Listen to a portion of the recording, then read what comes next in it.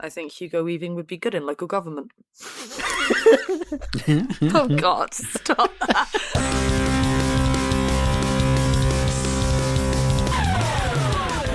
Hello, everybody, and welcome to What the Trans.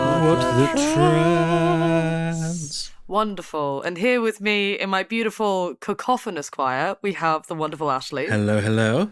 And the amazing Alex. Yeah, good morning, everyone. Good morning. Good morning. Yeah. How's we all doing? Good, yeah, good. Doing all right, Flint. Just making sure to crowbar your name in there because you forgot to introduce yourself. So I had a song in my head earlier and I was like, why is that fucking song, right? And so I had the long process of remembering it. And then I realized, okay, I'm remembering this song rather than kind of reaching around trying to work out who did it. So I think it's a song from my past. So I'm going to try playing it on bass. And so I did that. And like halfway through playing it, I got to this nice little do bit on the chorus and sung along with it. I was like, yeah, I remember exactly what song that is. And it was People in the TV by the Atomic Hound Dog, my old band. You should check it out. There are times now when it feels like I'm living out of scene, just as real as the people on my TV. Oh. So that was my afternoon. That's actually quite a good way of figuring out, remembering a tune that you got stuck in your head but you can't remember the title of. Yeah, but it only works if it's one from a band that I used to be in. So quite a limited scope for application, but I suppose musically I haven't really been too much. I've been playing a lot of the instruments in the Sea of Thieves lately. I've been playing so many hours of Sea of Thieves. It's good fun. Amazing. Good fun. It's a good time. It is. Oh, and okay, well, if we're carrying on with music, just real quick, I went to a gig last night, a Canadian rock band called The Beaches, like all girl rock band, and they were fucking great. So give them a listen if you can. Their most recent album is called... Nope, can't remember. It's gone out of my head. 1 second. Let me just Google that. That's a really interesting album name. It is, yeah, right. Smacked down that bit like a dog. Yep. Yeah. There we go. No Hard Feelings. Oh, next nice. album. So their most recent album is called No Hard Feelings, and it's really good. And the album before that was called Blame My Ex, and there's a really catchy song about Don't blame me, blame Brett. The song is called Blame Brett, right? So presumably, blame the man. That works for me. Yeah. They're really cool. The Beaches, would recommend. We'll put a link in, and it will be the only cheerful and enjoyable link in this entire show. Yeah. Yeah. Anyway, so how have you been, Flint, darling? What's shaking? What's new? What's happening in Groovetown? What have I been doing? Okay, well, actually, while I was writing this up today, I had something fun arrive in the mail, which I was really excited for. So I backed a Kickstarter. I backed a couple of Kickstarters, actually, for Magnus Archives. They did a TTRPG and they did a board game for Magnus Protocol, and the board games arrived today, so I'm really excited about that. And then the most fun thing I've done recently, actually, is I did a circus skills class. Oh yeah, you meant. Oh yeah, I heard about that. I want to hear more about that. Yeah, go ahead. So I did German wheel, which is like a big. If you imagine like a hamster wheel, but like there isn't a walkway bit between the two like wheel things. It's just like a few handles, and then like a couple of boards where you strap your feet in, and then you're doing cartwheels. You're flipping and spinning around. You're standing on top of that thing. It's so good. My body hurts so much. I got bruises on the top of my feet because the straps were fine. I just have the constitution of an Edwardian Victorian child, so that's fine. But because none of my friends got bruises on their feet, but I did, so we're like, that's something for the rheumatologist. But yeah, it was it was a good time. It was a really good time, genuinely, as someone who's like, because I had my stick like packed and ready to go in my bag, and also there was like so one of my friends turned up And then the next week they brought a friend. And then so the instructor was like, "Oh, you've doubled." And so then the next week it was 2 more of us that had come. So we were like, "Hi, we've doubled again." Just we're doing cell division each time we go. And like but it's a really amazing thing. There are CIC that is based in Newcastle, Circusry. They did like a pronoun circle at the beginning, and they're really good. Like they when you like sign up, they give you a moment of like, do you have any conditions or anything that might affect stuff? And being there as someone that's like, yeah, I've got a good amount. Just 1 or 2. Yeah, really helpful and really like encouraging, but also affirming and very like, yeah, you know your body and stuff like that. It's by Newcastle Circus Arts, and it's like a community hub sort of place for circus arts training, stuff like that in the Northeast. They do some really cool stuff. The people that were running the session, which by the way was just only us 4 in the session as well, so it felt like it was a personal booked one, even though like it wasn't. And the people that were there were like really like they work in circusry. One of them I think had been in the Worlds for like German Wheel. One of them. The other dude, I think, does like ringmaster stuff. It was very, very cool. I cannot remember the names because I was a bit more focused on my balance at the time. But yeah, wonderful, lovely human beings. And it was a very cool queer affirming space and I dig that. So yeah, that's what I've been up to. Awesome. It sounds really cool, to be honest. Yeah, it does. I just looked at what a German wheel is. At the end of it, as like a disabled person, there was a real kind of moment after where I was a little bit emotional because I was like, oh, I was able to do that. I'd never thought in a million years I'd really be able to do something like that. Like, there was a point in time where I was like, yeah, I'm never going to be able to do something like that again. So being able to, like, do that and have it be a fun, cool thing was great. It was really great. Awesome. So, we've spent some time gassing, but we need to... I can't think of anything that rhymes with gassing. Damn, should have thought about that one. Anyway, the point is, we need to crack on, don't we? This episode, heads up, is going to be kind of just Levy. We don't have our normal pond hopping, loser's corner, stuff like that. That's not like a, oh no, this is so dark and serious, we have to... It's literally just like, we did not have the time. The working title in my head is, we read Levy so you didn't have to. Mm-hmm. So we kind of wanted to focus on that and make sure we did that right. Doesn't mean it's not going to be peppered with our usual, ways of being. We're still trying to make this easy and accessible. We're not going to be reading it out like a Vogan poetry. But, yeah. Okay, so we're about to do a lot of serious stuff and a lot of serious discussion. But before we do that, as a little palate cleanser, I thought we could listen to all of the jingles at once.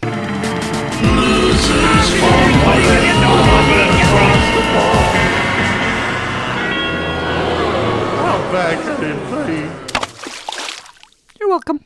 So here's a basic refresh of what the review is about and how it's carried out. So get ready for a bit of jargon and a fair few acronyms. So the specific aim of the review, as Levy puts it, was to consider whether these services met the requirements of the current non-surgical interventions service specification and the needs of patients seeking their support.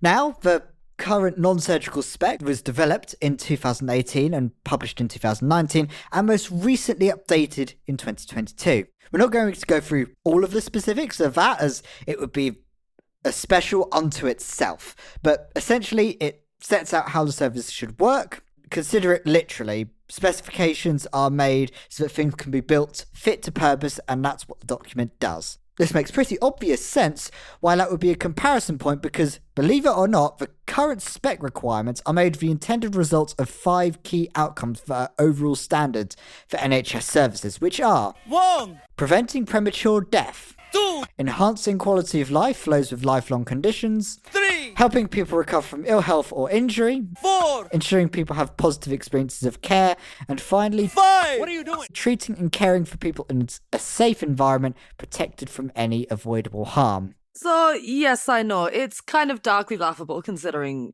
so many feel as though the system currently serves the opposite of these outcomes, but this is the standard that is being aimed for. These systems are, in many respects, failing, as evidenced by much of the work of trans researchers, whose work we've previously covered, but the review is now the official NHS recognition of some of these failings. Let's not get ahead of ourselves, though.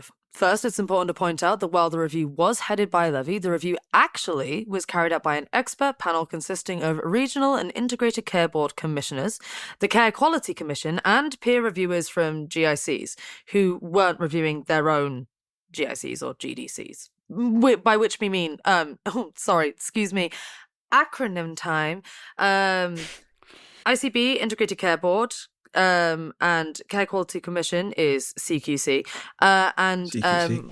GDCs, GICs, interchangeable kind of gender dysphoria clinics and gender identity clinics. And you don't think the acronym's just a little clunky? I know, it was quite catchy. All NHS commissioned GICs were reviewed, so that's TransPlus and Tavistock, which are both in London, Leeds, Sheffield, North Hampshire, Nottingham, the Northern region, west of England, and Indigo in Manchester. So, what did the panel actually do? Levy and team got documents from the gender clinics in advance. They did a user survey between December 2024 and January 2025, 9 focus group meetings, and a day visit to each clinic. Now, one uncomfortable thing we have to highlight is that they also surveyed friends and families alongside service users and staff, which is kind of weird. And in our opinion, pretty inappropriate. You may have heard in previous interviews with Che how Transaxual pushed back on this as part of the Trans Healthcare Coalition, meeting with members of the Levy Review. So what Levy et al. Specifically examined was the operating procedures of each clinic, how they meet patient needs, and any ongoing attempts to improve quality, safety, effectiveness, all that sort of thing. They did this along 11 key lines of inquiry, which you might hear referred to as CLOEs, so they could point out areas of improvement and what good practice can be shared between them. We do not really have the time to go through the inquiry lines themselves, but we will link them below for you if you're interested. Some of what has been uncovered by the review is stuff that we knew already, whether that's through FOIs or through lived experience. However, it also gave us new context for the extent of the poor management and record keeping at many of the GICs. One particular detail really shocked us in this section, and it's actually about the youth gender care system rather than the adult one. When looking at the makeup of referrals to the gender clinics, Arden GEM estimated that in January 2026 alone, 169 young people have aged out of the young people's gender services, meaning they were not seen due to long wait times. It suggested that 150 plus young people age out of the system every month. The data gathering done for the review by Arden GEM also identified an individual who had waited 7+ years for a follow-up appointment.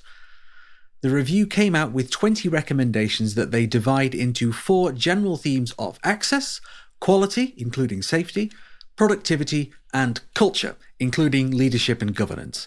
And we will take you through all of them, but first, we will give you the headline findings from Levy himself now. Quote, "The review has revealed that care provision in these services does not meet the service specification, nor does it meet the needs of the current patient cohort.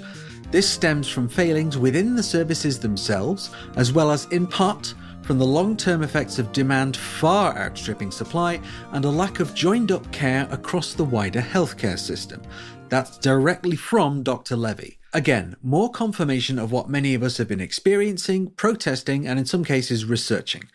The most important part about such revelations, though, is the responses that have been given to it, which we're going to bring up here also. Because firstly, we know you don't want to sit through all that without knowing what the current state of play is until the very end, and because it properly contextualises how these recommendations work as we go through it. So, firstly, let's get the slimiest out the way. Weasel in Chief Wes Streeting released a written statement that, if you'd read in isolation, paints a much more positive view of the report's findings, although it does highlight unacceptable wait times, variance in quality and productivity between clinics, and a need to streamline referrals and GP insufficiency to effectively treat trans patients, sandwiching these between general praise for the system we've been encumbered by. Then we have a response from John Stewart. Here's just what I wanted to tell you guys. Yeah. Stop. Stop. No, not that one. The National Director of Specialised Commissioning for NHS England, that one, who also wrote with similar praise to Levy in a review for its findings. Both of these letters have their own immediate priorities, and in the latter letter, a list of actions that have been undertaken since the review was commissioned to address already known concerns. However, we'll get into them as and when they become relevant while looking through the recommendations. One not-so-small problem is that there is a good 20-something recommendations to get through, and no doubt you'll have already seen responses from people and organisations in the community with their various takes already too. So, rather than leave all of that to the end and inducing information overload and then listing off some opinions, we're going to catch everyone up to the same speed and take note of the general stances so far by various people and organisations regarding the review, so that when we mention specifics, it's easier to see the bigger picture, and to make some of the jargon we are about to encounter a bit easier to digest, because, quite frankly, this episode is meat-heavy, my loves. I don't know, play some Meatloaf or something. No! So, let's start with a favourite, shall we? Queer AF's Jamie Wareham and Vic Parsons released an explainer on the aforementioned site that has a title pretty sweetly summing up the general commonality between everyone's takes, as it, quote, isn't radical enough to fix the problems, which we will absolutely link to below. Trans Solidarity Alliance also famously called it tinkering around the edges of a failing system. Similarly, Carl Horton said on Blue Sky, at its heart, it maintains and reinforces a system built on clinical control of and power over trans communities. There is no effort to improve accountability, no recognition of institutional transphobia, no recognition of clinical violence. Trans community voices are not centred in service design. And Dr. Rhys-Pearce, when talking to Queer AF, said the absolute banger line of, faced with the sinking Titanic of trans healthcare in England, the Levy review suggests we rearrange the deck chairs. And Levy fails to tackle the most fundamental problems with the gender clinic system, gatekeeping, pathologisation and dehumanisation, which all harm patients while wasting clinical time and resources. And she, alongside all the other people that we've just mentioned, have more than just that to say. But now, it's time for our own voyage as we drive our Chevy to the Levy, since the Levy is dry. And by dry, we literally mean it's actually really quite dense and boring. So don't worry, we have made this easier on you than it was on us. Okay, pedal to the metal time. Pedal. God, it's so boring. I've put in so many car puns in here. It's been my way of living. And I don't drive, so if there's any inaccuracies, don't get angry at me. Okay, so the first themed chunk of recommendations are centred on access. But first, we're going to play a quick game of bad news, good news. So, bad news is that there is a list of 10 recommendations, which, is a lot. But what do you know? There's a lot of issues with access. The good news is we are breaking them up into smaller chunks to get through everything super quick. And even better news, a twist on a classic, little extra cherry on top for you. By the time we are done with this one theme, we are halfway through the whole damn thing. Doesn't that sound tasty? So, are you sitting comfortably? No, really, have you moved recently or are your joints stiff? On that point, have you hydrated? Grabbed a snack? How are you doing today? I'm sorry, I can't hear you. Anyway, I'll begin. So, our first couple of recs is 1 and 9, which we've paired together because they are both well about making sure that there's more oversight and accountability between both clinics and NHS England, as well as important info as to how these changes are likely to happen. Accountability will also be something of a theme going forward. So let's start there. It's like a wine pairing, but not enjoyable. Recommendation 1! All commissioned adult GDCs must actively engage in a national quality improvement programme for adult gender services established by NHS England. Now, this is an interesting note to start off with. This new programme is mentioned all over this document for different recommendations, often saying they'll be leading the charge and implementing these recommendations, but to make the jargon a bit clearer, in Levy's own words, this new programme will be a national network for all adult GDCs and their host organisations to share best practice and learning to improve patient care and address the areas identified by this review. We will now be referring to this and the other newfound improvement and oversight bodies as the Council of Gender, or Gender Council, because that's going to be a lot less of a mouthful. Can I advocate that we put the Council of Gender in like scary echoey quotes with like, ominous organ music behind it or something? Just stuff like that. Now, the Council of Gender is going to be only as good as the people sitting on it and how they specifically operate. It could easily be Meet the new boss, the same old boss. But if there are any trans people present, as well as those who work every day with trans people providing good care, it could mean we see some long-needed changes to the system. The problem is we are, yet again, stuck in a waiting room to find out. Although, from looking at the letter from NHS England, this is something they have already established, so who knows? Maybe we'll get a slightest smidgen of new information on the way. Anyway, onward. Recommendation 9!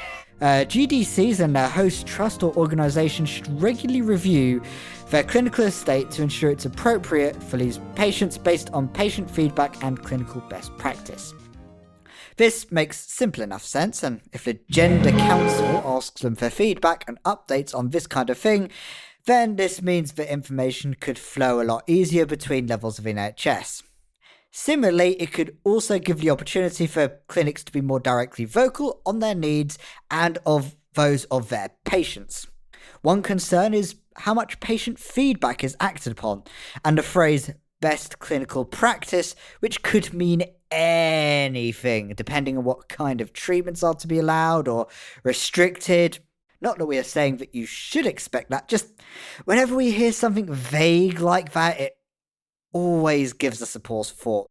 The next three we've grouped together because they all relate to initial access to care, respectively relating to waitlists, referrals, and geographical access. They are recommendations 2, 4, 10! Recommendation 2. NHS England should develop a national demand and capacity plan to support reductions in waiting times in the short term and ensure appropriate GDC capacity meets referral demand in the medium to long term. The plan should include establishing a single, transparent adult GDC waiting list, setting a clear trajectory for an improvement in waiting times over the next 5 years, and setting an expectation that all adult GDCs should achieve a consistent level of productivity, drawing on improvements delivered through the National Quality Improvement Programme for adult gender services and other patient flow measures set out in this review. Now, the last part of that essentially boils down to try to do better by doing what we and the Council of Gender ask. Which is fair enough in principle, providing that the implementation of the recommendations actually addresses the problems of working in these services. The first part, though, is one that you will have likely heard reported on already, creating one singular national waitlist, which is much simpler said than done, right? But many who have tried to refer either through doctors or self-referrals will know how confusing and opaque it is currently. So this would hopefully make that simpler for both us and for the services. If Weasley Wes's statement is to be believed, which is a big ask, I know that, then this singular list will be launched in April. Until then, tinkering with referrals is going to feel nerve-wracking when we currently don't know what that will mean for us in practicality. And speaking of self-referrals... Recommendation 4! To standardise and streamline the referral processes, NHS England should work with the adult GDCs through the National Quality Improvements Programme for Adult Gender Services to support more informed GP referrals and GDC triage processes by developing a standardised patient form for GDC referrals, which is complete by the patient and captures relevant standardised clinical and social information. Then also establish GP referrals as the only pathway to adult gender services with an end to self-referrals. This is also in no doubt one of the recommendations you may have already heard of, or at least the last part, and an end to self-referrals. Now, many clinics already do not accept self-referrals, and this has already caused a healthy amount of upset. The weird thing here is that the bullet point just before it mentions a standardised form that is completed by trans people, which is what you would often do for a self-referral anyway. It just seems they want to make sure it's done for a GP, even if you'll be doing some of the paperwork. So this will only depend on how good your GP is and how easy it is to access them. But more importantly, this has been signalled by both NHS England and Wes as something they're going to be focusing on first and foremost as one of the immediate priorities. So maybe the wait will be lesser for this than for other things, but please don't ignore the scepticism in our voices about that. The final in this mini trio covers, well, coverage. So, Recommendation 10! When considering any future service expansion, NHS England should review the geographical distribution of existing services and prioritise areas where there are significant gaps. New services should also align, where possible, with the new regional children and young people's gender services to permit joint working arrangements and support a smooth transition for patients from children and young people's gender services to adult gender services. So, there's two parts to this one, but they're both about potential changes to any new gender service. Firstly, it's saying anywhere where there's little to no coverage by an existing gender service should be the first to benefit from any potential new services. On the whole, that sounds positive. Their thinking is that if the small network of specialised GDCs becomes a somewhat larger network, then presumably that would increase overall capacity. And gods bless them for that optimism. It's a rare flower indeed. It's worth pointing out here that there's two new services that have indeed been opened since the Levy review was commissioned, one in Merseyside and one in Chesterfield. Perhaps this specific recommendation will induce them to open a few more. We're getting that, by the way, from the NHS England letters in response to the review. Secondly, this recommendation is suggesting that any new services for young people should work a little more closely with the adult services and, if possible, even be geographically close together, instead of a young person's clinic in London and a regional centre in Birmingham. And at the very end there, it also suggests to have a proper pathway in place for people who age out of the children and young people's services into the adult one. All of which are reasonable suggestions, but as with everything else here, it's about how all of this is implemented, if at all. Oh, hey, do you want to know something really cool and fun? You're already halfway through this entire section. Yes, well done, go you. That's an entire quarter of this hellscape surveyed. So, our next triptych, our recommendations, are about making sure these services use their time effectively and how to best manage people who are currently waiting for some form of care, whether that's ensuring people have access to some kind of service while they wait, or allowing the GICs to take a more hands-off approach where waiting is unavoidable. So this is 3, 5, what are you doing? 6. Recommendation 3. NHS England and adult GDCs working with the National Quality Improvement Programme for Adult Gender Services, or the Gender Council, no, okay. Working with the National Quality Improvement Programme for Adult Gender Services should develop a standardised national support programme, also known as a Waiting Well offer, enabling patients to access appropriate local services while awaiting their first appointment. The programme and the holder of the national waiting list should ensure patients and their GPs receive clear communications about available local support options upon referral to NHS Adult Gender Services, and patients are aware of how they can contact the holder of the national waiting list for information on patient-specific waiting times. So, a couple of slightly different things here, but it's about people on the waiting list for a service rather than for the service itself. We're glad they're actually putting some thought into the experience of people on the wait list. That's one thing that the report has been unequivocal about. The waiting list is horrendous and action needs to be taken. So, good. But recommendation 3 here specifically suggests that communication be significantly improved. Previously, if you were on a waitlist, you had no real way of knowing when your appointment was due to come up. I, personally, Ashleigh, had to wait 13 months, and it was torture the whole time. And now, in the year of our dark goddess 2026, 13 months would be considered quite a short wait. So we'll be interested to hear about what these available local support options consist of too, although those will probably vary greatly by area, at least initially. Recommendation 5! What are you doing? NHS England and ICBs should work with adult GDCs and GP representative bodies, such as the local medical committees and the Royal College of General Practitioners, to establish sustainable local arrangements for hormone prescribing and access to longer-term health monitoring. This should include developing local hormone prescribing pilots, potentially using the GPs with extended roles models or other local models of care. Every ICB ensuring there is local primary care support for the prescription and monitoring of hormones for their transgender population. And then after that, GDCs managing hormones. Fucking hell. Right. That was a great sample. That like clipped little. That was a great. I clicked. I really want to make a jungle tune with that or something. Fucking hell. If it's not Glorpy, what are we doing? Where are we going? Fucking hell. Fucking hell. GDCs, right, and also GDCs managing hormone prescribing for patients for a minimum of 1 year until levels are stable before discharging patients to primary care. Where clinically appropriate, non-medical prescribers could form part of the primary care team managing the local transgender hormone prescribing services, offering patients an annual review, includes checks for cardiovascular disease or risk and screening advice. Alongside this work, NHS England should consider establishing a national endocrine network to support primary care with prescribing during key life stages and health challenges to ensure patient safety. I moan, you moan, we all moan for hormones.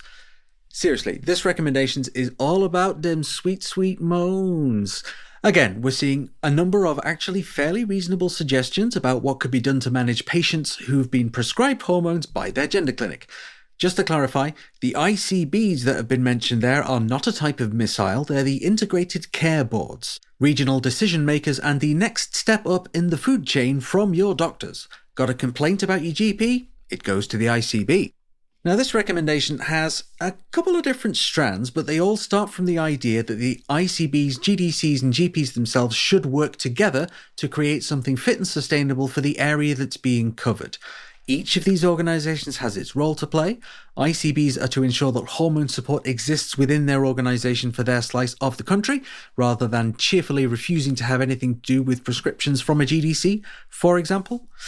Regional GDCs themselves are to look after their own patients until their hormone levels are stable, and local prescribing services, i.e. a GP, would be asked to offer an annual review with checks for various kinds of adverse conditions that a HRT can exacerbate.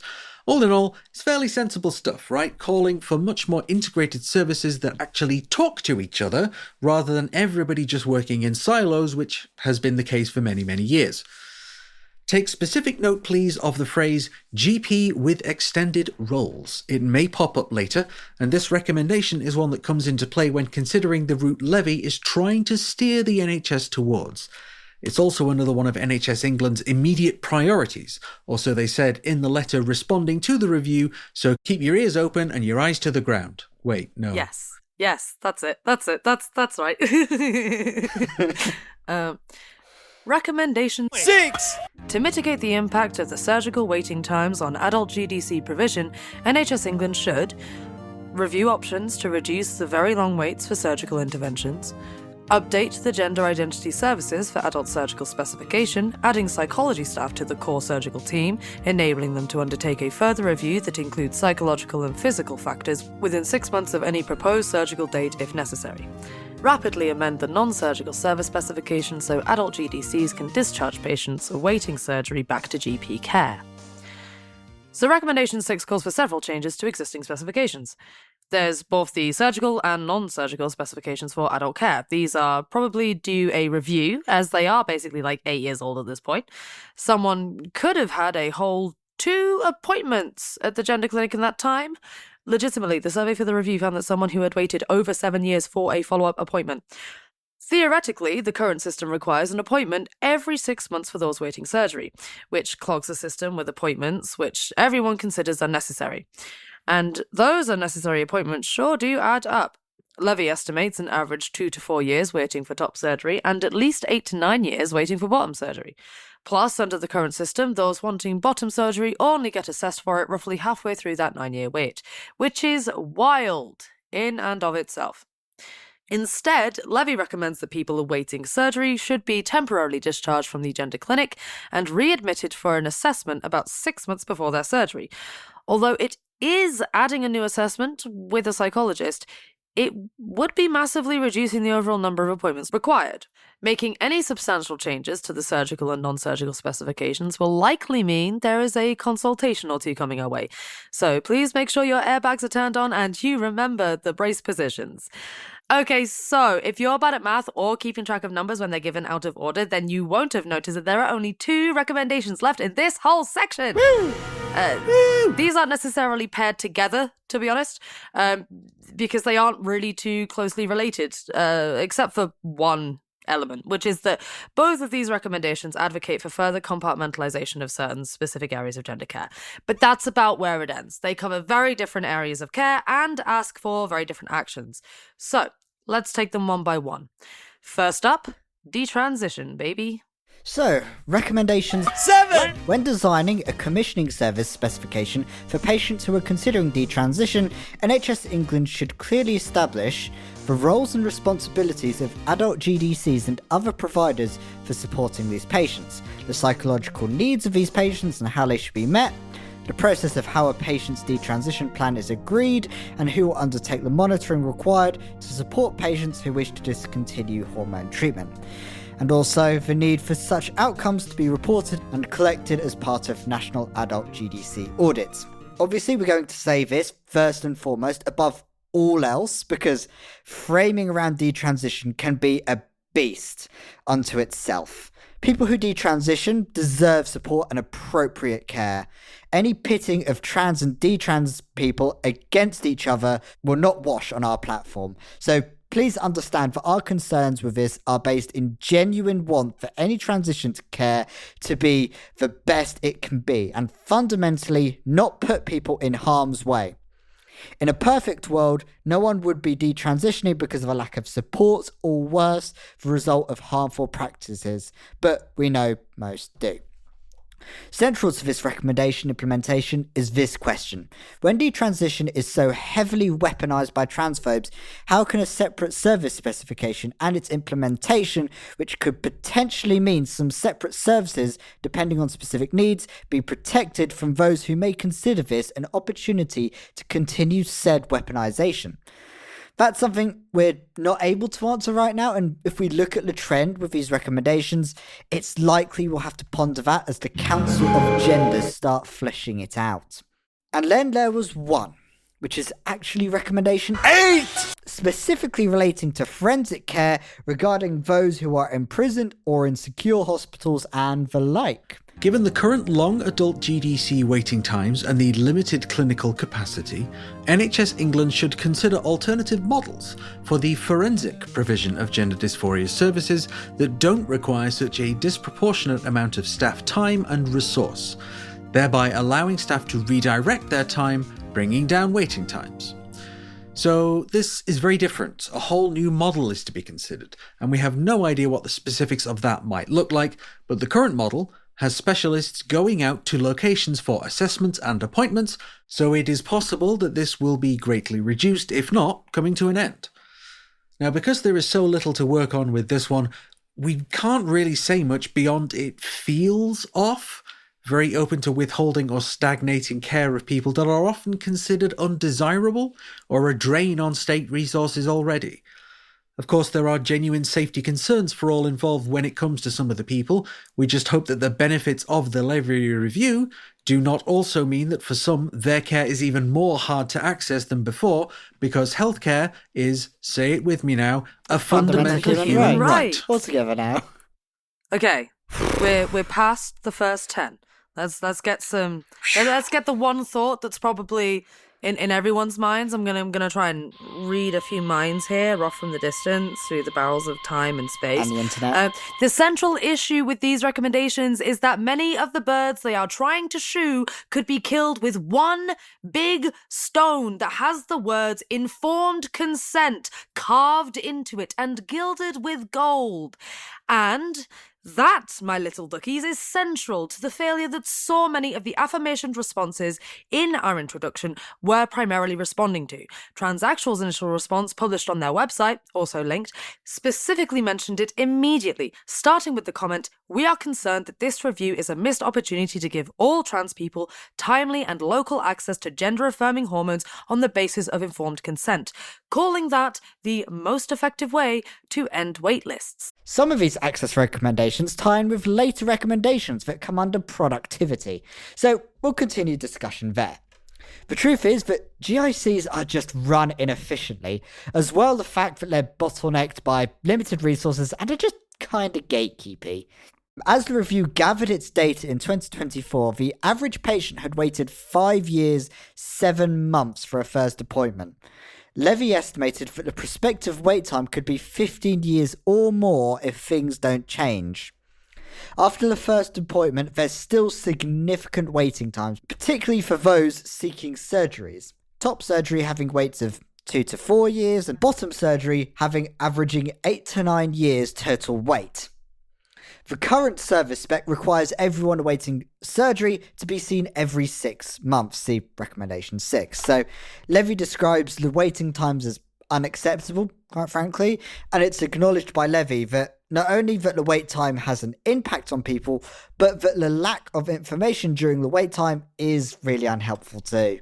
So, really, the question here at the moment is, do we feel as though these immediate recommendations for changing access will actually address the prospective wait time of 15 years or more if things don't change? I don't know if this is enough change to alleviate that to the degree that they want with this versus just informed consent. I suppose a lot of this is like, you can point to every bit of the Levy review and go, just put informed consent, you wouldn't be having these issues and you'd save millions. Yeah. So it's sort of, you could, Yep. I think for a lot of me, it's just, I'm just painting it. My brain wants to just paint it with the same brush every time. Yeah, I mean, but that genuinely is the solution. And I think what Ruth Pierce said about it is just extremely adroit and perfect, because it's not a solution. None of this stuff is a solution for the massive problems that the gender service has. You know, it's fine. It might sort of say, oh, well, this is a problem and this is a problem. And yes, well done, correct. You've got some really basic stuff right.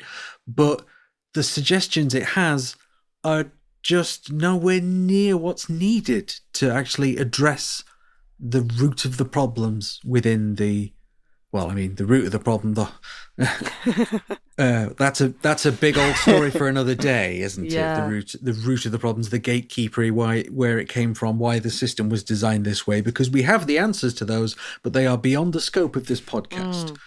Okay, well, let's take stock of where we are right now. Let's get ourselves situated, double check the sat nav, as it were. And oh, look at that. We are already a whole halfway through, and that didn't take too much either. But keep your seatbelts on, though, because this is still going to be a bit of a drag. Unfortunately, it's just the road that we've got to drive down. But hey, doesn't mean that we can't keep the speed up. So, this next segment is regarding quality, which includes safety, specifically in the title of this section in the review, as well as me saying it just now. So, it's only 3. And the easiest way that we can clear the windscreen for you is to place these next 3 in the scope of human experience. Because we're humans, hopefully. Respectively, they tackle 3 main concerns. 1, Who will be doing assessments? 2, How assessing will take place? And 3. how is that going to be recorded and kept track of? Not only important because data has been an ever-increasing concern over the years, but also because now clinics will be expected to work with the Council of Gender and the like with frequent reports. But we're very aware that while some of us will have experience or knowledge of what the system is, so many of us are yet to have even had a chance to refer, let alone obtain one of those illustrious first appointments. We want to quickly cover how the system is meant to work, and then we can go over how the review found them actually working, so that we can best understand what these recs are supposed to do for us. So, how is this meant to operate? Well, gender identity clinics need to do at least 2 assessments before they give you any medical care, or that's the normal standard that is usually expected. However, each clinic varies considerably in how it does those assessments, both in things like how they use multidisciplinary settings, time allocated, questions asked, all of that admin-y stuff, through to who does the assessments, i.e. seniority and training, and how much they work within a model of informed consent. And the same is true for data collection. For example, the Northern Gender Unit, which is actually the Northern Region Gender Dysphoria Service, but I wrote Northern Gender Unit instead and I prefer that, so that's their name now, Anyway, as comparison, up here, the sample they give for treatment pathway is your standard 2 assessments after referral before any hormones, and then there is a second opinion for surgical, and at some point your soul gets sucked from your body as usual NHS standards. No, not really. But Indigo, another clinic considered in this review, do things very differently by having GPs do assessments and offer hormones quicker under the model of informed consent, for which they are a rarity for doing so. So, who will be doing assessing under Levy and Co.'s vision?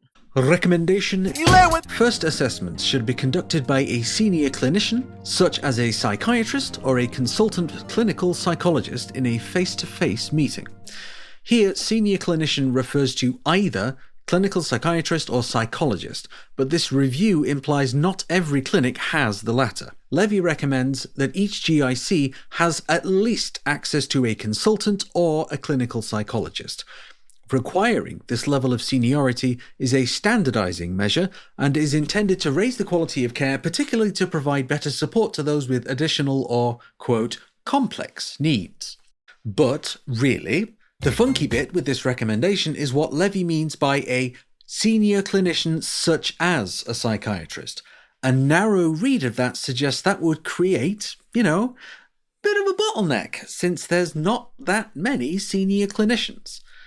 It would be good if they could perhaps elaborate on the such as, because if followed to the letter on the first part, this would mean GPs cannot prescribe, but the Indigo Clinic is GP-led service where GPs do the first appointments, which Claire's data, you may remember from a few episodes ago, indicated was faring much better than the average GIC. This is where recommendation 5 from the access section might shed some light with its mention of GPs with extended roles being created. So our best guess, and it really is a speculative guess, please remember the implementation plan is not out, and we only have this document and a couple of letters to go off, really, would be perhaps that the such as, which is doing so much heavy lifting, might also apply to these GPs with extended roles. The NHS letter responding to the Levy review recommends formally recognising current Indigo GPs as having an extended role in gender medicine. All of which means the such as there in recommendation 11 could be broad enough to include GPs or exclusive and create a bunch of problems. Obviously, we kinda just have to hope for the broad interpretation being the implemented one, but the ambiguity here, not gonna lie, kinda sucks. And perhaps hints at some of the politicking that may have delayed the review for so long. And anyway, knowing who is doing appointments is one thing, but what they're doing in those appointments is another. So, what will the assessments look like? Recommendation 12! NHS England and the National Quality Improvement Programme for Adult Gender Services, that's the Council of Gender, should work with the adult GDCs to oversee the development of a standard biopsychosocial assessment framework for use across all GDCs with new patients or when biopsychosocial circumstances change, and a new complexity measure for all GDCs that supports understanding of the impact of any co-occurring conditions. The measure must be able to identify patient needs and required support, as well as identify patient subgroups to inform future national audits. So, translation, we need to decide what assessments will look like and make that standardised across the UK. Oh, okay.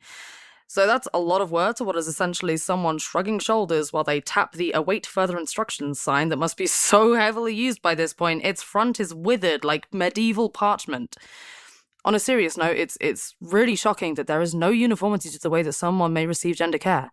And it makes sense that the Council of Gender would want to focus on that. The more pressing matter here is about the complexity measure.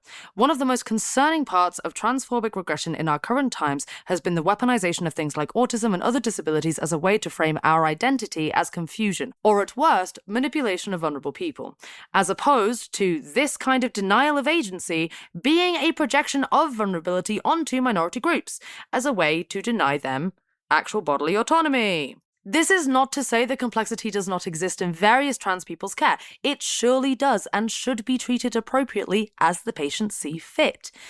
But obviously, this recommendation doesn't exist in a vacuum, and while we don't want to raise alarm bells, this kind of vague wording of co-occurring conditions and complexity feel rife for transphobic meddling. It's asking for a lot of faith when there is very little goodwill on visible offer from official bodies. For example, did you know that before the start of the Levy review, Dr. Hilary Cass wrote to NHS England's Directors of Clinical Commissioning with suggestions about what the adult review should cover?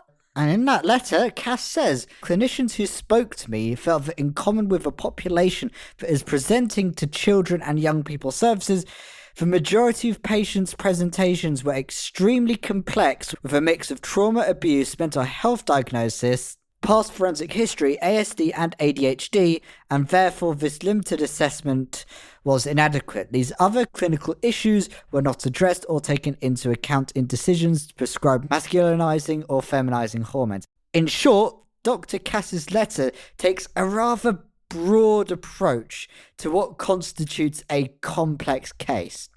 This attitude is borne out in various ways across subsequent changes to youth care, such as mandatory screening for neurodevelopmental conditions in CYP services, hence why we got tense on reading this recommendation.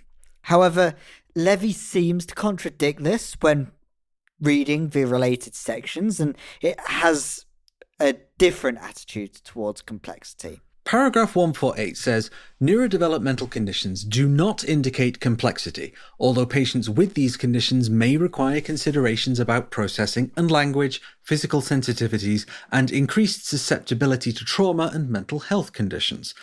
The review heard that some GIC staff had adapted their practice and the clinic environment to support these patients. The Levy review later says in paragraph 153 that one GDC has developed a complexity measure which supports understanding of the impact of any additional conditions and helps identify patient needs and required support, and the letter supports rolling this out nationwide. He also adds in paragraph 156 that where significant additional health needs are identified through the biopsychosocial assessment process, it is generally recommended for patients to have extra assessment sessions based on their individual circumstances. It also calls for more training in this too, which could be grand or gross depending entirely on what is taught. We will get into the particulars of that when we reach the recommendations that deal more specifically with training. Ultimately, the trouble here is a lack of standards. Currently, there is no standard for deciding what complexity is or how to evaluate it. Hell, they don't even have a standard for recording what cases are complex or not. Any indication there's been a rise in patient complexity is wholly, just kind of vibes-based. There's a question of whether clinicians may be conflating concurrent conditions with complexity, and a question of how any legitimately complex case is supported given that lack of standards. So, a small proffer of my own opinion, I would be incredibly concerned, and that's the light phrasing I'm going to use, were there to essentially exist a newfound segregation within trans healthcare between those who are deemed complex and those who are not, with the latter receiving more timely care and becoming a part of the statistics that would show aimed improvement this review wants to see, while those who fall into the former category experience care that looks more like what we currently deal with. Our care cannot come at the expense of others based on the creation of a hierarchy that's presented as holistic. But let's take our foot off the acceleration and check the back mirror for a second. We covered who will be assessing and how they will be assessing. But how will the information from those assessments be handled? What notes will be made and how? What happens when you've left the room and are now reliant on another's interpretations of your words for your care? Recommendation 13. Working with adult GDCs, NHS England should establish a national minimum data set so medium and long-term patient outcomes can be understood following treatment by the adult GDCs.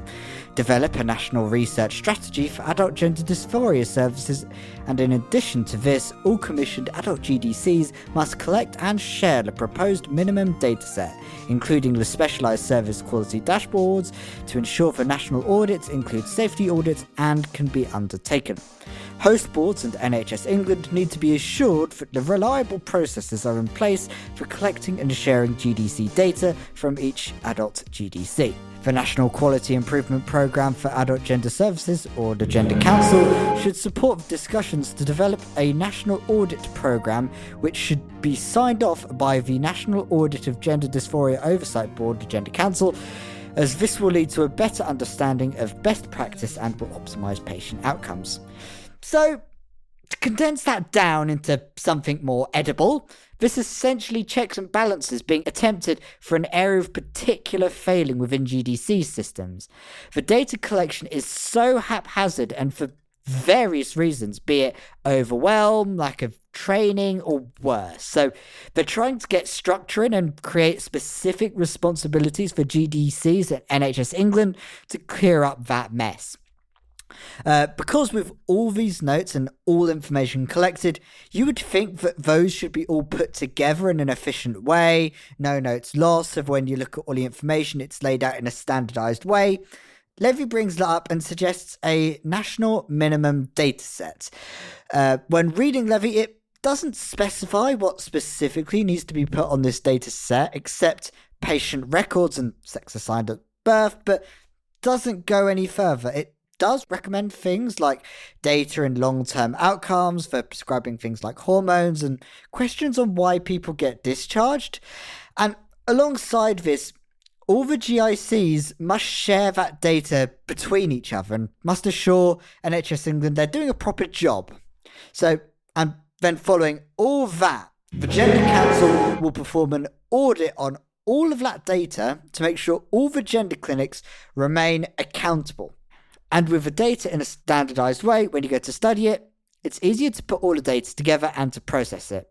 And with that, Levy also wants to use that data for a national research strategy for all the data across the gender clinics. There is more to this, but Levy specifically brings up data collection later down the line again, with more solutions to making data recording, collection and assessment more streamlined. Does that sound ominous? It should. So, do we think that these recommendations are going to help with the quality? Oh, yeah, Jesus. I was heartened to see that Dr. Levy completely ignored what Cass said about neurodevelopmental conditions. Me too. Because she said, oh, well, this means complexity. And he's just gone, no, it doesn't, essentially. But that sharing of data, I kind of understand the impulse, right? So full disclosure, I worked for a clinical research organization and I was specifically in the data. So I understand how important it can be to have that data shared. But equally, it depends what's being shared with who and for what purpose. And has the person about whom the data is, if you're going in and signing a form saying, yes, I'm happy to share my data, you're not then expecting for it to be shared with literally the entire NHS necessarily. You kind of want it to be kept in-house. So, why does the clinic in Glasgow need details about patients in London? Unless they're changing from one clinic to another, why does that need to be there? So that is a bit concerning. What were you worried about there, Flint? For me, it is still the issue of complexity. I'm really glad that there is that detachment from Cass, and that's put quite clearly. I still think that with the way that these recommendations are written out, particularly when it comes to the complexity stuff, we're having to hope, right? We're having to hope that it is that interpretation. We are having to hope that this is not set up in a way where even if there is not going to be, the kind of horror show that Cash would advocate for and does advocate for, it doesn't mean that it's not necessarily going to be set up in a way that would protect it from that in the future. And that's the thing that really concerns me. I really don't want to have to start watching out for there being members of the trans community who are essentially outed from the main system of care. Yeah. Because of whatever decision has been made regarding their complexity or not. Now, for some people, that's going to be an appropriate measure, right? But my concern is, how wide open are we leaving that door? That's the fundamental thing for me. And that's why I don't know how much I can say quality feels like it would improve with these recommendations put in place, when it's entirely, for me, all of this comes down to okay, but how? Like, okay, but what's the specifics? Okay, but what's the prevention methods? Knowing that you're dealing with such a stigmatized area of care, you know? And that's the thing that I've struggled with in this. Okay, are you still buckled in well? Quick question, is your power steering in good nick? Good, because we have some hairpin turns coming up next as we efficiently drift through the pine woods of the productivity section, which is a lovingly brief 3 recommendations long, branching out to credentials, contracts, and concerning digital incentives. So let's get a gear shift on. Remember that junction that we pointed out in the last stretch that led to training as we were detouring through the complexity of the complexity recommendation? Well, we didn't need to take that then, because it joins onto this rod proper in the form of recommendation 15. So recommendation 15. Develop national and regional networks for adult GICs to share best practice, and the Royal College of General Practitioners, or RCP, must consider, review findings and make any needed changes to gender identity healthcare credential course. And other training bodies should develop undergrad, postgrad and profession-specific training for trans populations. So this seems pretty simple too on the face of things. Again, that caveat exists of what exactly that training will look like and who gets it, like that MindEd course from a couple episodes ago. But from other suggestions that Levy has put out, he seems to recognise that training needs are much wider than immediate assessors, advising that people in GICs beyond specialists like receptionists and the like, as well as workers in the wider NHS, also receive training on how to appropriately treat trans people. On top of this, he also mentioned it would be nice for trainees to take a day trip to a gender clinic to observe good practice. I wonder if this will be before or after they've had a chance to implement recommendations of their own personal reports that each GIC is meant to be getting.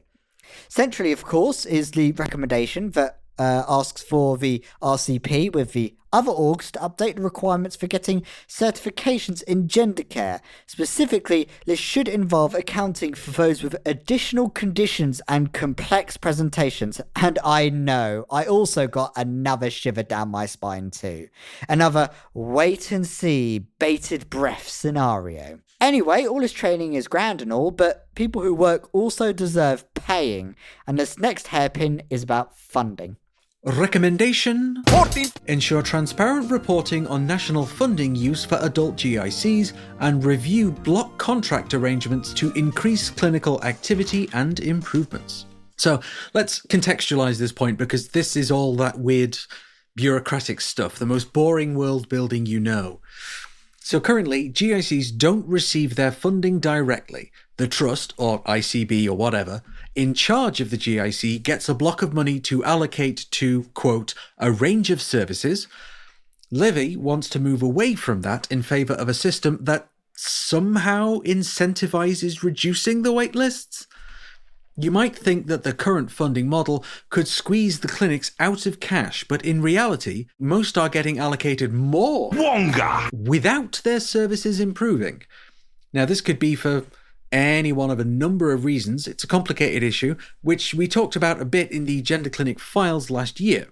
But like Levy, we were working with the same higgledy-piggledy scattershot of data set that Levy had, and less of it.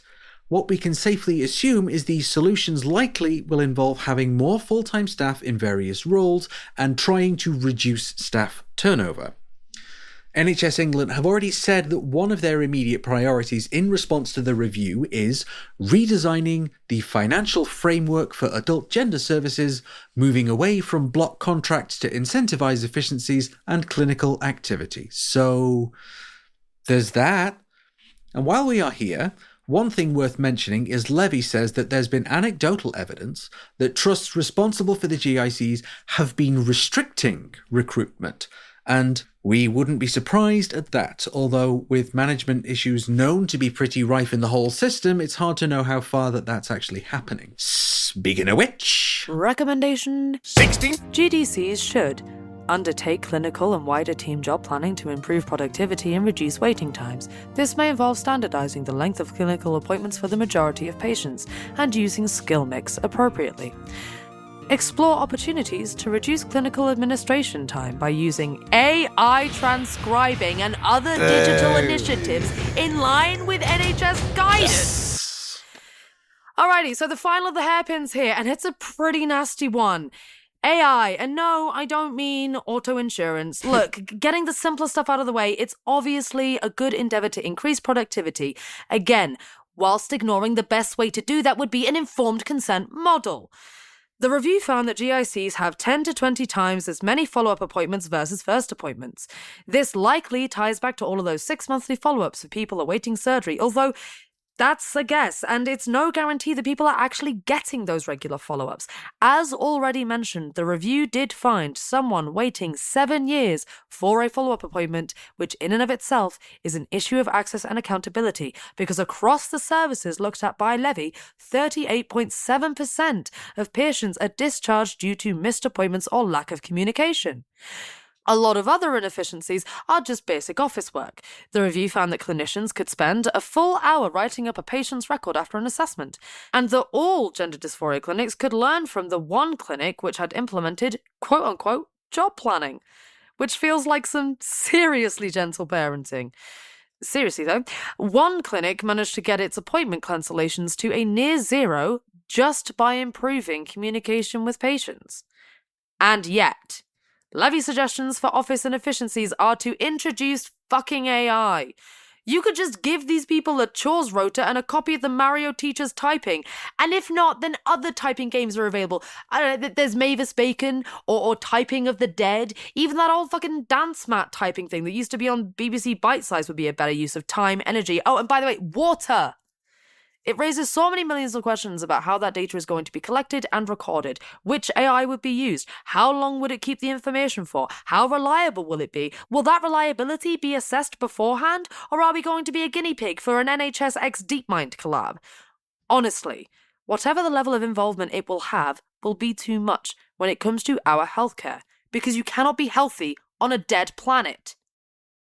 So it does make sense for transparency on funding and whatever, because as we did spot in the data that we analysed with Claire that, yes, some of these clinics are getting so much funding, but just because they're doing things the way they've always done them, everything's just getting piled up. More money's flowing into the system, but there's less healthcare coming out of it. So obviously, do something different, right? That's just an immediate no-brainer. But for them to say immediately, oh, let's use AI. No, fuck off with your AI bullshit. How is that going to help? You're just handing over the data to be stripped, like the whole data set that was on the internet that OpenAI plagiarized. It's a stroke off Wes Streeting with his Palantir-loving contracting. The thing is, right, is that with Keir Starmer, Palantir is the least of his concerns at the fucking minute. Oh. Why would you say something so controversial yet so brave? Okay, so we're coming near to the end of this track now. We are coming around on the last corner of this track only for a final 4 recommendations. That is 4 recommendations to get through. The first specifically relates to culture and leadership in trans healthcare.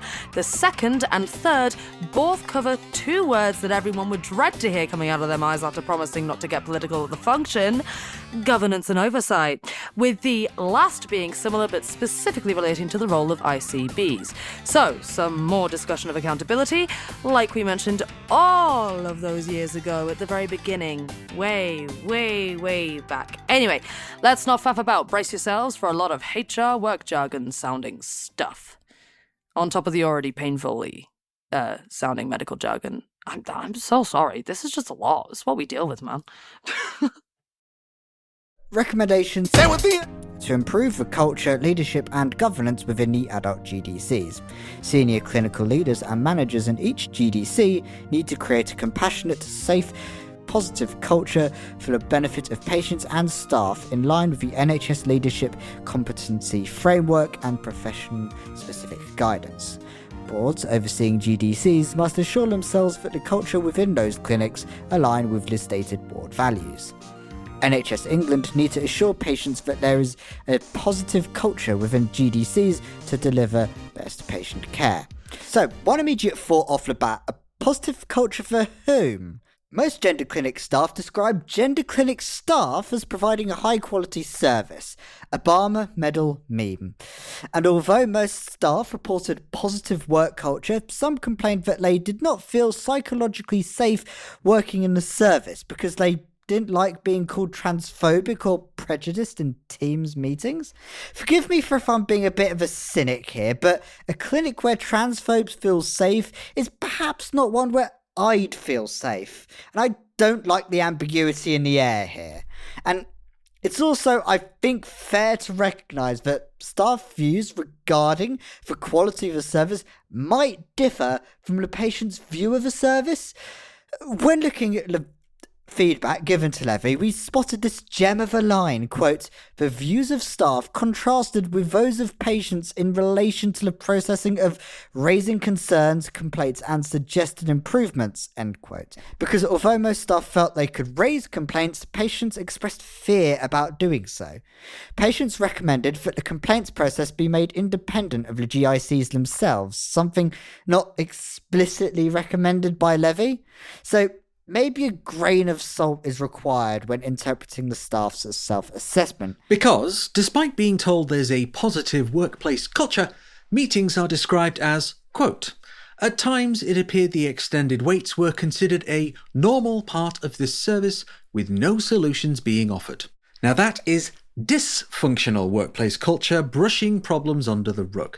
And oh my, are there problems. The review found inconsistent levels of governance and oversight, which translate to some clinics not having a clear process for filing incident reports, for example, and also not being able to find said incident reports after the fact. Some records of service incidents are simply missing, and the review describes a lack of ownership when it comes to safeguarding.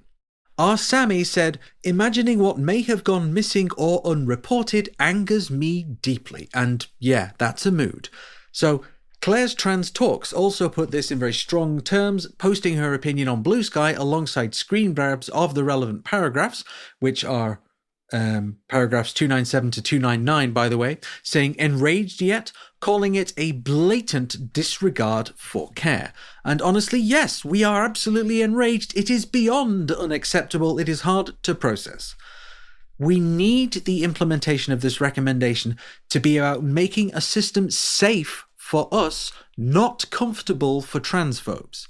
Having said that, we also think it makes sense that if you want to have an effective workplace and service, then the many, many supportive people who work in clinics should also not feel the damp, hot breath of a moral panic bearing down, weighing them down on their necks every single day. No one should feel as though when they turn up to work, they are going to have to advocate for the ability to administer care that they were hired to give. No one working at all should be put in a position of overwork and underpay that many in NHS jobs across the board have been placed in. How will Recommendation 17 help these elements?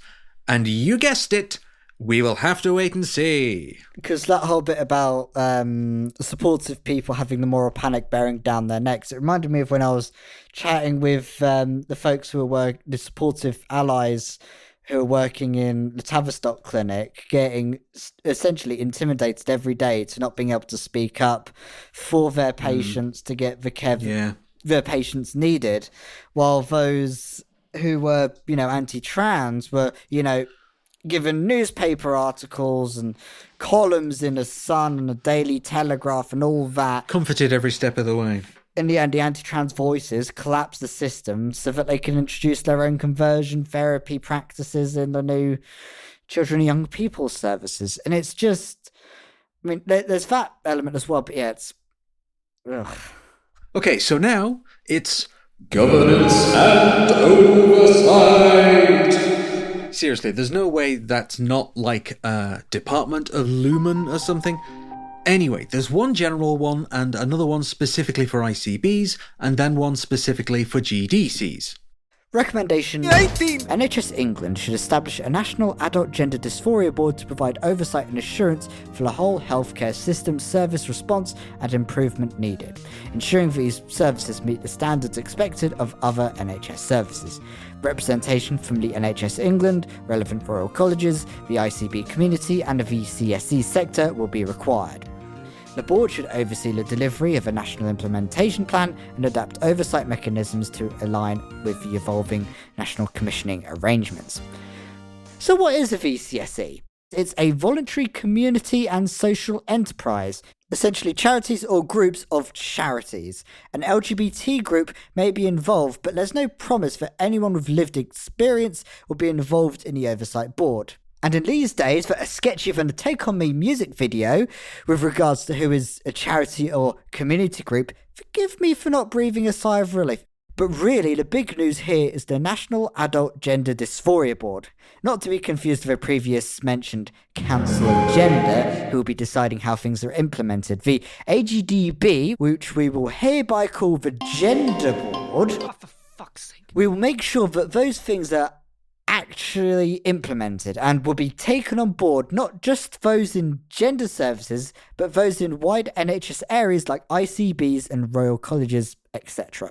Talking of ICBs, we've got the penultimate recommendation, which was the last one in the actual document. And forgive me, but I've been seeing the acronym ICB for so long that in my mind, it's now the name of a really mid-white rapper. So enjoy that image. Recommendation 20. ICBs should ensure there is the availability of accessible, non-specialised services locally, particularly while patients wait to be assessed by the GDC. Gender services patients have equitable access to gamete storage as outlined in an ICB's policy. Primary care services are in place for the ICB population to support with the long-term prescribing of hormones following patient discharge from the GDC, and local transgender hormone prescribing services offer patients an annual review including cardiovascular health and screening advice. The point is similar in laying out the responsibilities of integrated care boards in this new post-Levy system, which is good, but it also works best in the context of the other recommendations and structures. And yes, we are aware that this is slowly becoming like a three-body problem, but we're going to attempt that rocket science for you anyway, because we care. But only in a minute. First, something that is not to be brushed over in this 63-page document is that brief mention of gamete storage. Essentially, this is fertility equality stuff, right? Our right to store eggs or sperm so that the capability of having children is available to us in lieu of the way some treatments can affect fertility. So this is good, right? Again, the magical question of what will that look like persists. We can look at ICB policies, but it's possible that like so many things resulting from this review, that might change as well, alongside more consistent screening and reviews of hormones, which could be good with good doctors, but really bad with bad ones. And finally, Recommendation 19. NHS England, working with trust boards and each adult GDC, should develop an individual service improvement action plan for each clinic, with a trust executive lead as part of a wider national quality improvement programme for adult gender services. Progress on implementing and delivering each GDC action plan should be reported quarterly to the relevant trust boards or organisation and NHS. A formal national clinical provider network should be established with an independent chair. This network could also work in partnership with the existing Children and Young Persons Gender National Provider Network. All right, quick as we can in plain English. Each clinic should receive a specific improvement plan based on their specific strengths, weaknesses, and needs. And we don't know when they will be getting them, so our only hope is that it is quicker than the Levy review was. Boom! Done! Simple! Right? We did it! We did it! All of it! Everything and all of it! Every single part of this makes sense now. Well, honestly, we are pretty aware that we just threw a lot of structural, organizational, bureaucratic type stuff at you. So, whilst we've just read the last one, we figure it's best to wrap up these three into something that might, in some locales, be considered coherent. So we're going to try and showcase the structure of the entire review's implementation strategy as cleanly as we can figure through this foggy and chipped glass. Are you ready to learn the rules of the most boring tabletop role-playing game that you get no choice in playing? Let's go! So, fundamentally, these 3 recommendations focus on change and accountability, yet again. Specifically, the kind of technical structural things relating to the Gender Council. So, what homebrew has DM Levy cooked up for us? So the Gender Council, remember that's the National Quality Improvement Programme, which is made up of gender dysphoria clinics and their host organisations, presumably NHS Trust, ICBs, the like, comes up with a national plan to respond to the Levy review, including stuff from the previous recommendations. Like standardised practices at gender dysphoria clinics, their assessment practices, complexity measures, what happens in the quarterly audit, improved trans support in the broader NHS, additional training, digitisation of processes, waiting well, better hormone management at a local level. Council of Gender is also supposed to set clear progress milestones for implementing all of that. Then, a version of this national plan made by the Gender Council is sent to the Oversight Board, which is again the Gender Board, to collab on that and eventually improve, and hopefully that board is made up of people who are clear-headed and connected enough to approve appropriate plans. Then, Gender Dysphoria Clinics makes its own action plan for how to implement the main plan that is in collaboration with and approved by the relevant Integrated Care Board. Then, NHS England and the Oversight Board, again, Gender Board, monitor progress of the plan's implementation. And if the Gender Council has employees of gender dysphoria clinics on it and trans people on it, there should be a quick enough flow of feedback on implementation plans, both to the Gender Council and the board and whatnot. It should, being a very operative word. Meanwhile, a new national provider network will be created. That'll maybe be more focused on routine collaboration between the adult GICs, which will be chaired by Levy. However, the adult GIC network is anticipated to collaborate to some degree with the existing network for youth gender care, and a lot of the detail is rather thin on the ground on that. I think it was briefly mentioned in one of the letters, which is publicly available. You can go look that up. Beyond that, it's just establishing a lot of bureaucracy. Did that make it any more fun? Yeah, it didn't for us either. I'm sorry. And sorry for being a cynic again, but we're talking about a system where the review has essentially said people can't do their own paperwork and don't discuss problems during meetings, and the solution is paperwork and meetings. It's not Levy's fault that the review is constrained to being about the existing service specifications, but it's frustrating that in so much of what the review observes and what it recommends, the focus is on staff and systems and not on trans people, and also the way that a lot of focus is on the staff and systems. It doesn't really talk about the higher structural problems that led to the specific GDCs ending up in such a state. Where Levy has heard us, that's great, but I still feel like we are being offered only a back seat in determining our healthcare. And if NQIP, this dang Council of Gender, doesn't include trans people directly, it's an arrangement between GICs and trusts, and some people on it may be trans if they happen to be working in a relevant part of the NHS or GIC system. And in the productivity section, we learned that the GIC staff still think their trusts are working against them. Let's just take a moment. Let's just really take a moment. Breathe in, breathe out. We are here.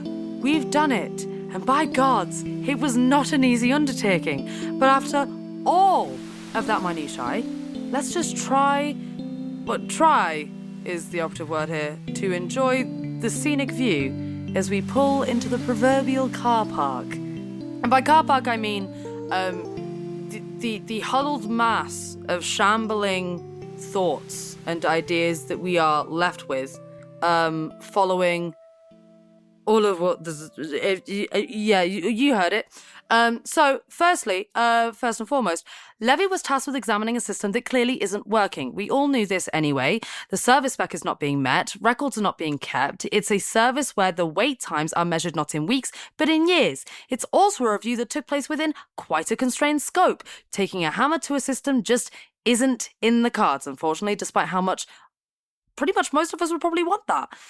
What it does do is give us plenty to look out for. There will be more reviews of the clinics, more data on the service they provide, and more oversight.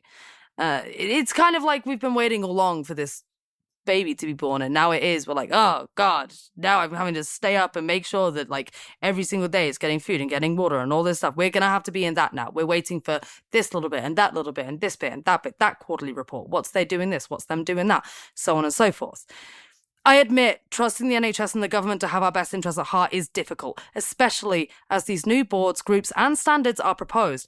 And it's hard to know how much trans involvement will be built into any of them. If it's anything similar to the Levy review, then that means that trans involvement is likely to be coincidental in many areas of this. By which we mean, if you happen to work in a gender clinic and also you are trans, then you may end up on the board of one of these things. Some areas they seem to have more opportunity for trans people to be present than others, but it's still kind of not guaranteed. And yes, whilst it is refreshing to be heard at all nowadays, and it's good that it's not a CAS 2.0, we still have a long list of next steps to watch out for. And I mean, that's like both a really good and really bad thing as a journalist. More fucking work. And also it's funding dependent too. It seems nicer, and in some ways was a victory simply for the fact that we were heard. But is the battle won? Absolutely not. The more you pick it apart, the more it's open to the same crunch, just in different places, but still around the same speed through the machine as the power differential is the same regardless. Looking at the writing of it, there is less focus on the human experience than there is on the clinicians and the system question, trans people, what do? This is shown in the much inward looking at the clinicians. We were considered in as much as they survey, again, alongside family and friends, and any trans people who may have been on the board already or involved in the review as part of their work at a gender clinic if they happen to work in one, not considered first and foremost as people with lived experience that should be a guiding light in the guidance on how we're treated. How many of the recommendations are actually fulfilled and how effectively is going to be entirely dependent on the implementation plan and steps taken from that. So the clearest view we have of how this document may directly impact us takes us all the way back to those letters and statements of action that came into them. One of the things that strikes me personally as I was reading through it is that it seems as though Levy seemed to be sort of trying to genuinely not cause a CAS Part 2 and wants to do some good, but he's fundamentally unwilling to take that most important of leaps, or he's unable to, considering, you know, the constraints of the review, that would actually address most of the issues spotted. Again, say it with me. Informed consent. And in the way that many things are written, I don't know, it kind of feels like he's trying not to piss off transphobes by being like too humanizing of trans people. And that's just a vibe that I get. Because there are some points where it's just so vague. It's like you needed to say something about this thing, but it's kind of going, here's an idea, and then no one knows the specifics, so no one can get too angry about anything. And then sometimes when things are left that vague in a way, it feels like it's able to be read by both sides, possibly whether this document is like going to be so widely publicized and picked apart, and so like the specifics can be like figured out and released when there's going to be like less people looking for it. That is just me speculating. That's my own interpretation of what kind of the vibe felt like at some points. I could be reading too much good faith into Levy, I could be reading too little. We don't know, and that's the kind of annoying thing. This is fundamentally a lot of things are going to change. Will it be better? Wait and find out. It's not like your life depends on it. No, definitely. I think whenever I've been seeing it, it's always been more of a lackluster sort of review, where it's like with CAS review, the moment it came out, everything moved so quickly. Things were shut down. The new CYP conversion therapy clinics came up and running. This one, it's almost a bit of relief about how slow it's going to be, because it's because like instead of having to worry about firefighting this, there's like a transactual and a trans healthcare coalition sort of have the time and ability to fight it, and then if they need some extra help with volunteer work, they can do the right course of action in a way that might be more sustainable than before to mould the healthcare as they hope. So I'm sort of more relieved. I'm sort of seeing it in that sort of light, because when we're firefighting in so many other areas, if this bit's more of a sustainable creep than a just downright an assault of fire and doom. It's something in that light to in the general fighting for the trans movement in other aspects. I wonder if that's something that Hilary Cass could say proud. Oh, well, what the trans said my review was a progression of fire and doom. An assault of fire. There was a point after Levy was released, right? And lots of people were making comments about it. And Sex Matters said something that I actually agreed with, because they said it was a wasted opportunity to reform trans healthcare. Which, yeah, it was. Just not in the way they were thinking about it. Yeah, no, fully. And that's the thing, like, trying to put my Occam's razor reasonable everyday kind of vibes, you know, the dreaded words for many an autistic, common sense. I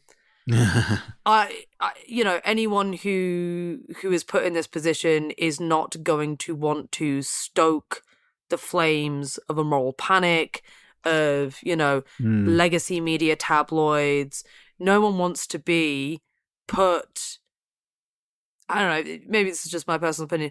I don't think most doctors or people that are as high up in this stuff, in this system as Levy, are likely to want that kind of massive publicization, especially not on something so stigmatizing.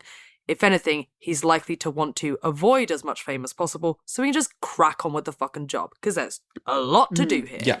And that would be what I would assume is the average, and it kind of looks a little bit like that. I just don't want to cause another fucking set of fireworks, and I want to get this done. I want to get things looking somewhat shipshape. Now, you know, is that a sloop? Is that a galleon? We don't know. All we know is he's saying there's going to be a ship. That's kind of what it looks like right now, to me at least. You're picking out your Sea of Thieves vessel. But we did it. We did it. Yes. It was did by us. It was did by us. We got through it, yeah. I threatened to say this during the recording, Flint, but Flint has done an absolutely magnificent job of writing really the majority of this episode. So that's fantastic work, and we love you, darling. And also you. Sammy's also contribution as well to this. Sammy, absolutely heroic contributions. Sammy's contributed a hell of a lot to this as well. And I mean, listen, I'm really bad at hydrating, so a headache means nothing to me anyway. Like.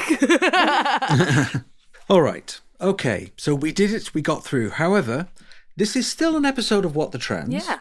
So we've got a couple of things we're going to sweep up and finish off with today. Yeah. Specifically, let's talk about some trans joy.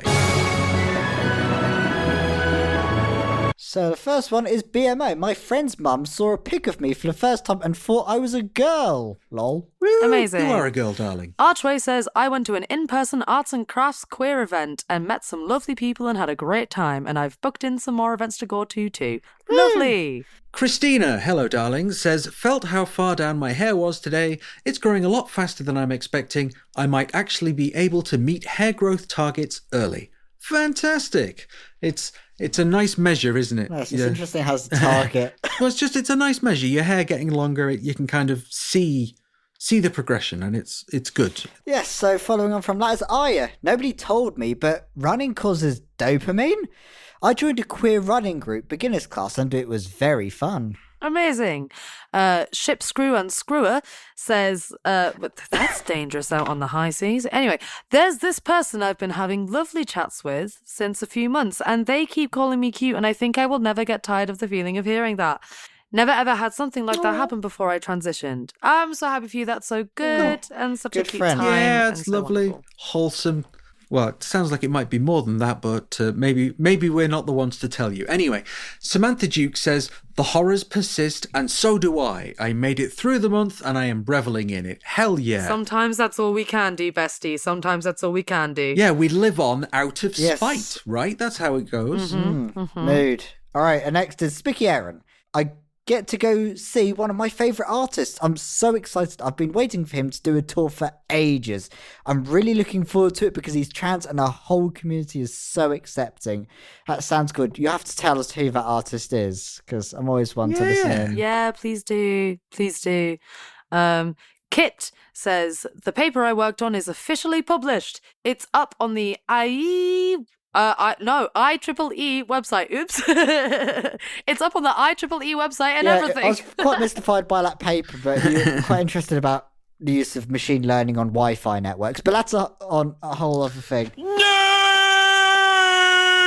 Jelly says, a project I worked on has been accepted for a presentation at an international conference, so I get to go to Lisbon and present it. I am terrified but excited. I imagine you are. That's fantastic. Well done, and enjoy the hell out of the capital of Portugal. Geeky Lou, I had my second squash session yesterday with some workmates. It was so nice being just a normal woman doing sports, especially since I'm not sporty.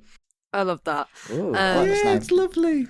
The Ezra Terrestrial, which, by the way, I have a band recommendation for you. The Ezra Terrestrial, you should check out the Ezra Collective. Anyway, the Ezra Terrestrial says, today I am celebrating my 2-year anniversary of starting testosterone. Congratulations! Jez says, I just volunteered for my 10th year at Gallifrey 1 in Los Angeles, and it's always a huge joy to see how super freaking queer and disability friendly that convention is. And just straight off the bat, I'm going to assume Gallifrey 1, big old Doctor Who fan convention. Sounds wonderful. Enjoy. Oh, yeah. And, yeah. Enjoy lots of stylish people cosplaying as David Tennant's Doctor. Yeah, all bow ties and eating fish fingers and custard. I genuinely adore fish fingers and custard. When I was younger and that was coming out, I was like, kid, teenage-ish. And when fish fingers and custard happened, I was like, I'll fucking try it. Why not? And honestly, banger of a dessert. It's too easily slept on. It actually goes really well. Oh, definitely. It goes really well. Hot take, 11th Doctor's the best Doctor. Anyway, so T4T, I'm just under 2 months shy of being uterus-free for a year with 0 complications. So I'm planning a celebration. It was one of the scariest things I've ever done, and I'd do it again in a heartbeat. I can make you some eggs if you've got... Just tea, thank you. Woo-hoo. Amazing. Fantastic. Wonderful. Jess Kate, in quotes, socks, says, I made some new friends and they not only accepted me as trans, but made me feel very safe and happy. And that's beautiful. That's wonderful. That's fantastic. Yes. That's magnificent. I hope you're having a wonderful, amazing time with them. Yeah. Wonderful. And finally, Sebi Alex says, while it definitely isn't always easy, I'm happy I stuck around to live my life, including finding places like this, which is our Discord, meeting people like you and learning your stories. Being queer just makes you meet some of the bravest, most beautiful humans. The strength we give each other makes the impossible more possible. And that is fucking beautiful. That is really is. beautiful. And Yeah. thank you so much for, Yeah. saying those kind words. That's very sweet. Yeah, thank you for sharing that with us and with our Discord and everything, because that's kind of the thing that's true. The strength we give each other just by existing and communing and talking, and it's lovely. We really like it. Definitely, and thank you for joining us in the Discord. And I might as well just say that the Discord mod team are doing fantastic as well, and just might as well give them a shout out. Janie, Olivia, Dominic, some other good folks in there as well. So thank you all for helping out. Thank you for your service. Thank you all very much for tuning in. That's it. That's us. That's our episode. We love you. Thank you for slogging through it. Yes, absolutely. If you've made it this far, mwah, we love you. And you can find us, of course, on the socials. We're on Blue Sky, we're on Instagram, we're on Facebook, we're on, all the obvious ones, except fucking Twitter, obviously. And if you want to support the work we do, you can do that through our Patreon, which we'll provide a link for that in the description. So yeah, thanks for listening, and we'll catch you in a couple of weeks. Goodbye. Bye. This episode of What the Trans was written and produced by Flint, Sammy, Ashleigh, and Alex, and presented by Flint, Ashleigh, and Alex. It was edited by Amber Devereaux, with our opening theme music created by Waratah Yui Kohlberg. Our episode thumbnail artwork was created by Upo Appears, and we would especially like to thank our producer-level Patreons, who are... And... Great first picture. Alexandra Lilly, Andrea Brooks, Anubis a Jackal, April Heller, Ariadne Pena, B Squared, Becky Cheadle, Bernard Pink Jellybean, Bernice Roust, Bex the Mermaid, Brandon Craig, Break the System, Carly Silvers, Cassius Adair, Kellen York, Claire Scott. Clara Volume. Crazy Richard. Cindergoza. Danielle Hardwick. Dan Oblivion. D. Dr. McGee. Elizabeth Beth Anderson. Elle Gray. M. Seth Brittain. Eric Widman. Erin Carlson. Irresponsibility. Fiona Punchard. Flaming Daphne. Flute Punk. 40 funny furries forever fighting fascists. Gauze Star. George Simmons. Georgia Holden Burnett. Grabilicious. Great. Hazel Dust. Heather Patterson. Heidi Reardon. Helen _ Jack Edwards. Jane. Jem Hoskins. John. Jordan Starr. Kai Lewin. Karakan 12. Katie Cox. Katie Fenn. Katie Reynolds. Kiki T. Lara Bailey. Laura, Queen of Seagulls. Lauren O'Nions. Lee Downs. Lentil. Levi Hart. Lex Phoenix. Lanus. Leah Story. Melissa Brooks. Melissa Harker. Michael Jojo. Mika. Monsieur Squirrel. Murgatroyd. Muxophon. Naystrom. Now ours. Needles and Threads. Nick Ross. Ontologically unjust. Machine. Patreon user. Rebecca Prentice. Ren. Stimpy. No, I'm kidding. I've been thinking that Me every too. fucking Me time. too. Yep. Stimpy? What the fuck is Stimpy? Ren and It's an Stimpy. old cartoon from an era that you Very know what much- isn't even that old. I'm not gonna play those games. No, it's still before your time, but yeah, Ren and Stimpy. Don't look it up. Roberto De Prunk. Rose Absolute. SAP. Sabrina Artus. Sabrina McVeigh. Samantha Samantha Raven. Raven. That one was definitely me, Alex. We're broken. We're just broken. We can't even count to 3. Oh, God, sorry, Amber. Sarah. Sarah. Setcab. Sean Phillips. Cena. Siobhan Fergus Evans. Sky Killane. Sophie Lewis. Stella. Susan K. Quinn. Tabitha Jo Cox, a.k.a. Candy. Tanya B. Tanya. Ted Delphos. The Socialist Party of Great Britain, 1904. The Splund. Tig Slater. Tin Roof. Toby. Trowan. Vic Parsons. And Zoe B. Thank you all for watching. Bye. Thank you all for listening.